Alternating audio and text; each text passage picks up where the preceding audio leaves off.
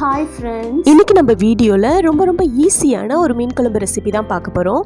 இந்த மீன் குழம்புக்கு மசாலா அரைக்கவும் தேவையில்ல, தக்காளி வெங்காயம் எல்லாம் எண்ணெயில வதக்கவும் தேவையில்ல, அப்படியே பிசைஞ்சு விட்டு ரொம்ப ஈஸியா ஒன் பாட் ரெசிபி மாதிரி செய்ய போறோம். இந்த மீன் குழம்பு ரெசிபியை பேச்சுலர்ஸ் கூட ரொம்ப ஈஸியா செய்யலாம், ஆனா டேஸ்ட் ரொம்ப சூப்பரா இருக்குங்க. வீடியோக்கு போகிறதுக்கு முன்னாடி நீங்கள் நம்ம சேனலை ஃபஸ்ட் டைம் பார்க்குறீங்கன்னா நம்ம சேனல் சுமிதா சிம்பிள் சமையலை சப்ஸ்கிரைப் பண்ணிக்கோங்க. பெல் ஐக்கான் கிளிக் பண்ணி ஆல் கொடுத்துக்குங்க, அப்போ தான் நான் போடுற வீடியோஸ்லாம் உங்களுக்கு நோட்டிஃபிகேஷனில் வரும். வாங்க வீடியோக்குள்ளே போகலாம். இப்போது மீன் குழம்பு செய்யறதுக்கு தக்காளி வெங்காயம் பச்சை மிளகாய் புளி எல்லாம் ரெடி பண்ணி வச்சுட்டேன். இப்போ எப்படி செய்யறதுன்னு பார்க்கலாம். 3 பெரிய வெங்காயம் 3 பெரிய தக்காளியை கட் பண்ணி வச்சுருக்கேன், அதை சேர்த்துக்கலாம். 4 பச்சை மிளகாவையும் கொஞ்சம் கருவேப்பிலையும் சேர்த்துக்கிறேன். இப்போ இதில் ஒரு 4 ஸ்பூன் அளவுக்கு குழம்பு மிளகாய்த்தூள் சேர்த்துக்கலாம். மிளகாய்த்தூள் உங்கள் காரத்துக்கு ஏற்ற மாதிரி கூட்டியோ குறைச்சியோ சேர்த்துக்குங்க. இப்போ சேர்த்துட்டு எல்லாத்தையும் நல்லா பிசைஞ்சு எடுத்துக்கலாம். தக்காளி வெங்காயம் பச்சை மிளகாய் எல்லாத்தையும் நல்லா பிசைஞ்சு விட்டுக்குங்க.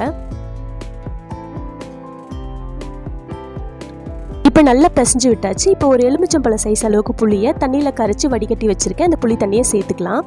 சேர்த்துட்டு நல்லா ஒரு வாட்டி மிக்ஸ் பண்ணி விட்டுக்குங்க. இப்போ குழம்புக்கு தேவையான உப்பு சேர்த்துக்கிறேன். இப்போ குழம்பு கூட்டியாச்சு. இப்போ இந்த குழம்பை ஸ்டவ்வில் வச்சுட்டு ஒரு 2-3 நிமிஷத்துக்கு நல்லா கொதிக்க வச்சுக்கலாம். இப்போ குழம்பு நல்லா கொதிக்க ஆரம்பிச்சிருக்கு, மூடி போட்டு ஒரு 2 நிமிஷத்துக்கு நல்லா கொதிக்க விடலாம். இப்போ ஒரு 3 நிமிஷம் ஆயிடுச்சு. 3 நிமிஷத்துக்கு அப்புறமா குழம்பு கொஞ்சம் திக்காயிருக்கும். ஒரு வாட்டி மிக்ஸ் பண்ணி விட்டுட்டு க்ளீன் பண்ணி வச்சிருந்த மீனை சேர்த்துக்கலாம். நான் கவலை மீனை சேர்த்துருக்கேன். கவலை மீன் நான் தான் க்ளீன் பண்ணேன், பாவம் அது ரொம்ப கொடுமைப்படுத்தி சாப்பிடுச்சிட்டேன். நீங்கள் நீட்டாக க்ளீன் பண்ணி போடுங்க. ஒரு மாங்காவை கட் பண்ணி வச்சுருக்கேன், அதையும் சேர்த்துக்கிறேன். கவலை மீன் சீக்கிரம் வெந்துடும், அதனால கூடவே மாங்காய் போட்டுடலாம், ரெண்டும் ஒன்றா வெந்துடும்.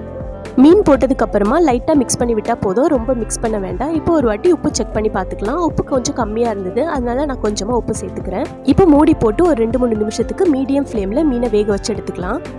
இப்போ 2-3 நிமிஷத்துக்கு அப்புறமா மீனும் மாங்காவும் நல்லா வெந்து வந்திருக்கு.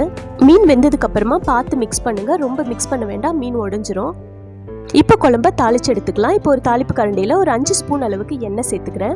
எண்ணெய் நல்லா காஞ்சதும் ஒரு ஸ்பூன் அளவுக்கு கடுகு சேர்த்துக்கலாம். கடுகு நல்லா பொரிஞ்சதும் ஒரு 10 பல்லு பூண்டை தோலோடு தட்டி வச்சிருக்கேன், அந்த பூண்டையும் கொஞ்சம் கருவேப்பிலையும் போட்டு தாளிச்சு எடுத்துக்கலாம். பூண்டு நல்லா கலர் மாறின உடனே இந்த தாளிப்பை குழம்புல சேர்த்துக்கலாம்.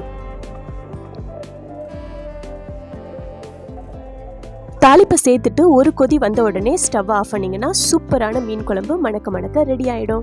இந்த மீன் குழம்போட டேஸ்ட்டு அவ்வளோ அட்டகாசமாக இருக்குங்க. நான் சொன்னால் கூட புரியாது, ஒரு வாட்டி நீங்கள் செஞ்சு பாருங்கள். அதுக்கப்புறம் பாருங்கள், மீன் குழம்புனாலே நீங்கள் இந்த டைப்பில் தான் செய்வீங்க, ஏன்னா டேஸ்ட் அவ்வளோ சூப்பராக இருக்கும். முன்னாடி சொன்ன மாதிரி தாங்க, பேச்சுலர்ஸ் கூட இந்த மீன் குழம்பை ரொம்ப ஈஸியாக செய்யலாம். இந்த மீன் குழம்பு ரெசிபி உங்களுக்கு பிடிச்சிருந்ததுன்னா இந்த வீடியோக்கு ஒரு லைக் போட்டுக்குங்க.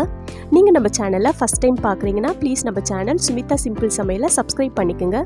அப்புறம் நம்ம சேனலை சப்ஸ்கிரைப் பண்ண எல்லா ஃப்ரெண்ட்ஸ்க்கும் ரொம்ப தேங்க்ஸ். நாளைக்கு இன்னொரு சூப்பரான வீடியோவில் பார்க்கலாம். பாய்.